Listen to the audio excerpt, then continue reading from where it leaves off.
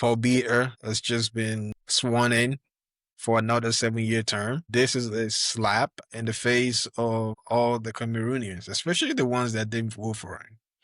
Because allegedly it was said that he won 54% of the vote, and the opposition leader, Mr. Bakary, won 35% of the vote. What happened in Cameroon or what is happening in Cameroon is nothing short of comedy, and not just in Cameroon, even in Tanzania too. And then we are waiting for another comedy show to happen again in 2026 from Museveni. So it's just laughable that these men have sworn to die in power. In the life of me, I cannot imagine a 92-year-old ruling a country, deciding the future of people that between the average age of Cameroonians is around the 25, 26, 30, and he is deciding the future.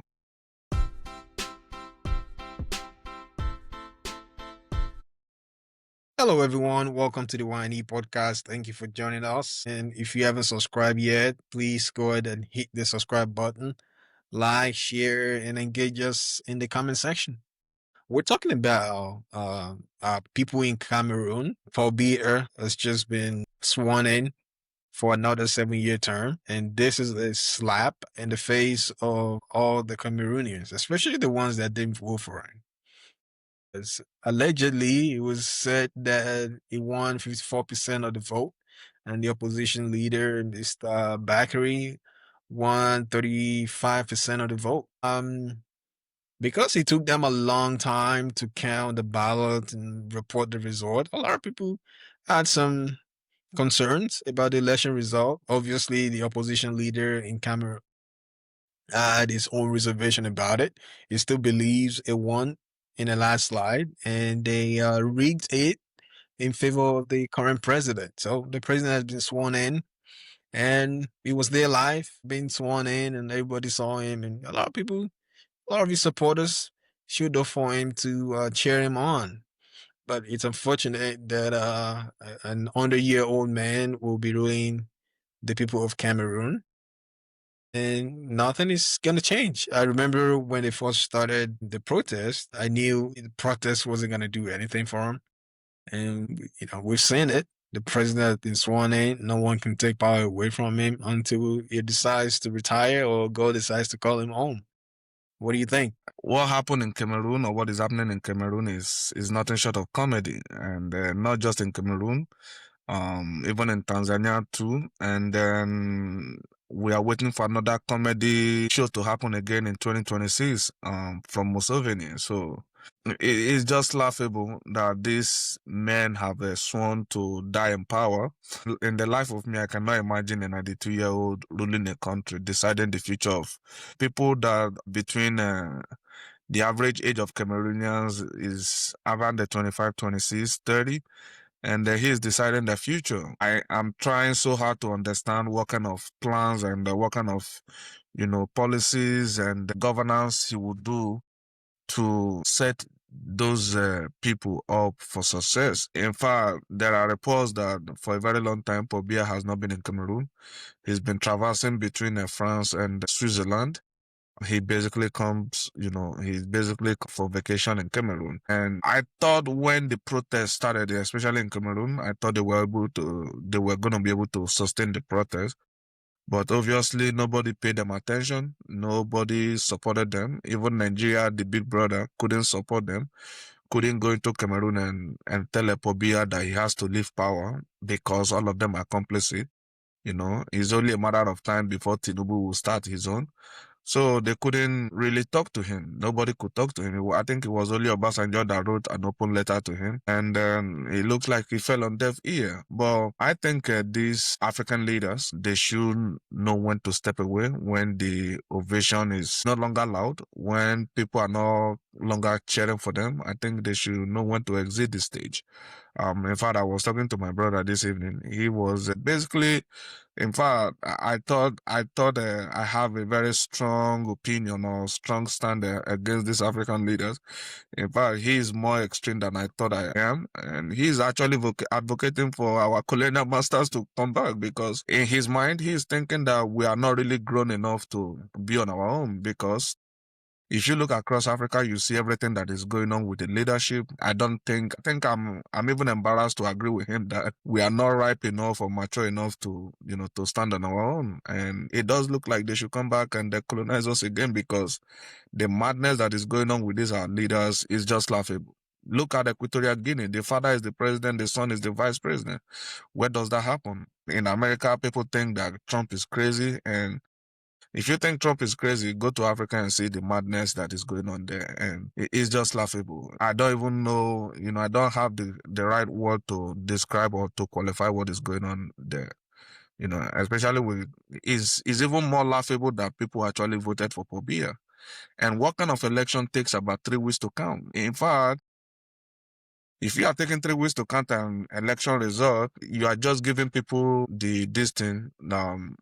the opportunity or the idea that this is not going to be free and fair. This is not going to be, what people are thinking it will be. It's just going to be corruption, fraud, and all of that. And I think that election was, full of fraud. I think you said it right. I believe that Africa in general hasn't really grown. And it's not our fault. It's because we as Africans, we are a different breed entirely. I believe we only understand tough love. We don't understand tender love. We understand only tough love. Our leaders in Africa, they've not really proven their worth. They've not really been standing by the people. But one thing I don't agree with is for the colonial masters to come back.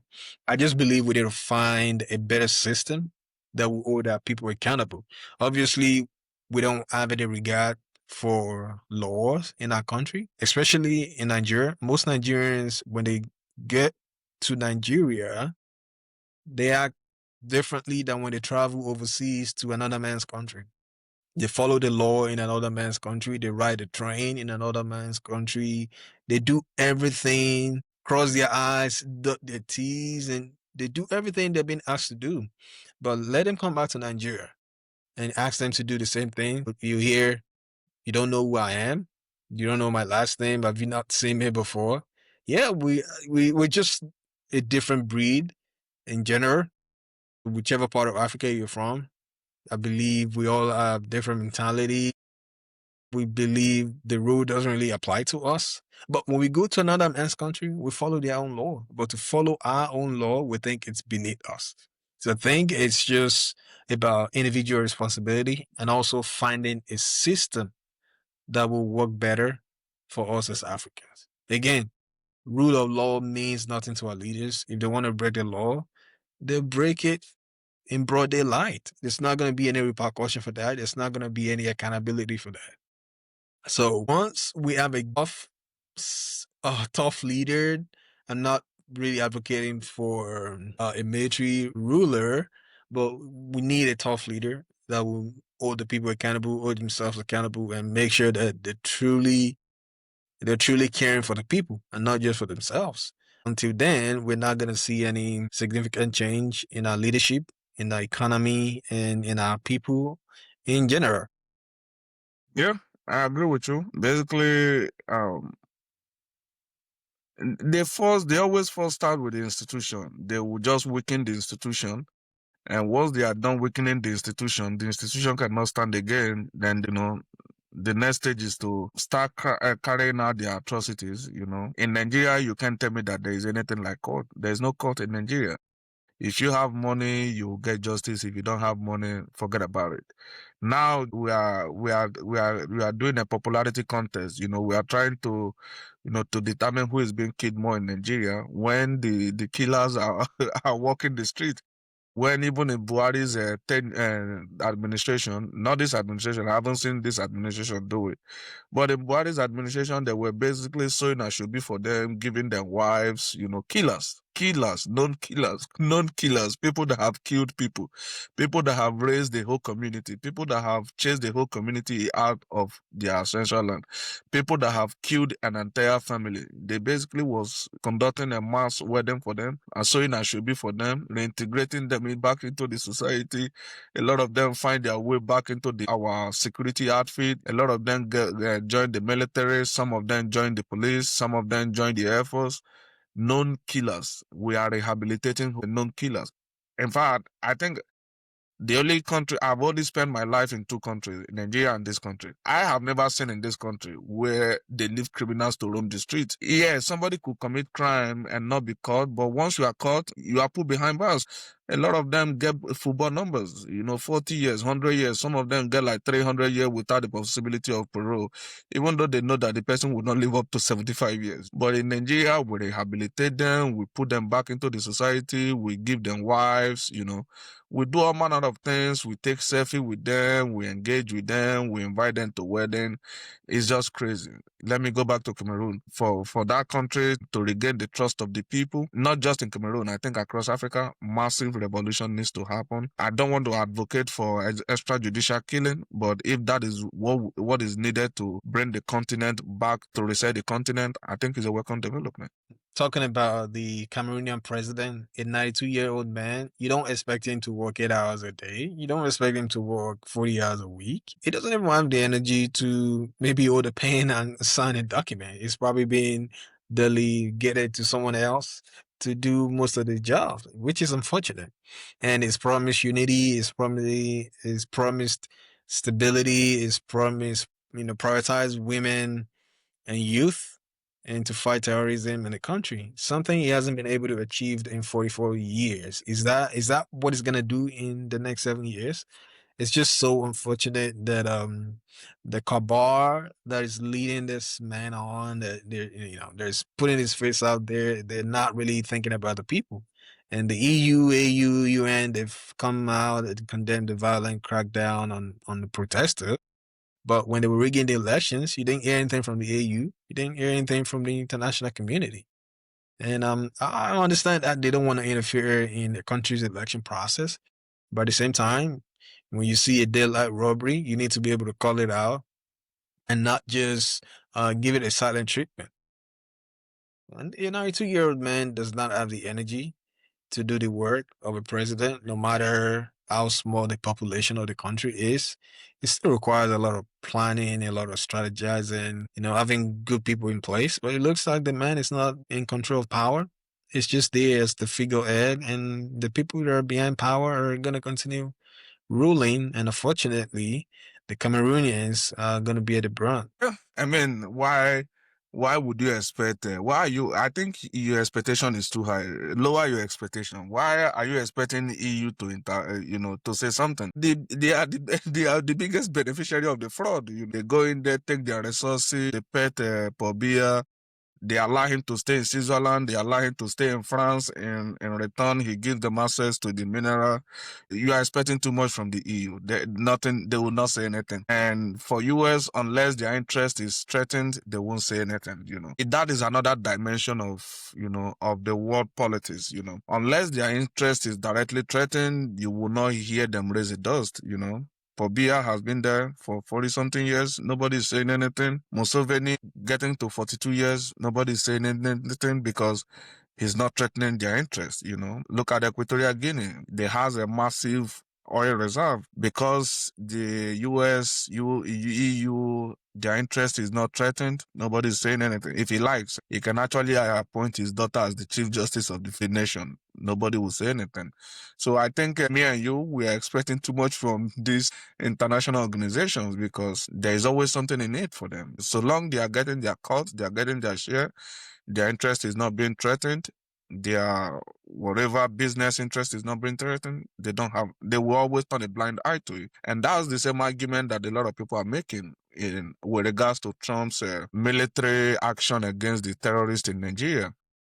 In fact, they are saying that in Sudan, they are live streaming people. Like people are killing people and live streaming it, videoing it and putting it on the internet. Because Dubai has a very big interest in Sudan. Sudan has a lot of gold. And then Dubai is just basically coming there, cutting away with their goals. America and Dubai are in bed. America and the EU, they are in bed. So they will not say anything. They are killing people in broad daylight.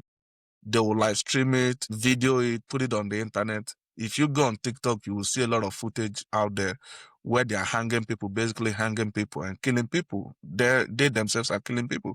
Nobody is saying anything because this international bodies are benefiting from that. So their interest is not threatened. Their business is not threatened. So, but in Nigeria, they wants to come and protect us Christians. I mean, we appreciate it, but I think all life matter, and then we should pay attention to everybody. Let us know what you think about this conversation, and we'll be happy to engage with you in the comment section. And thank you for your support.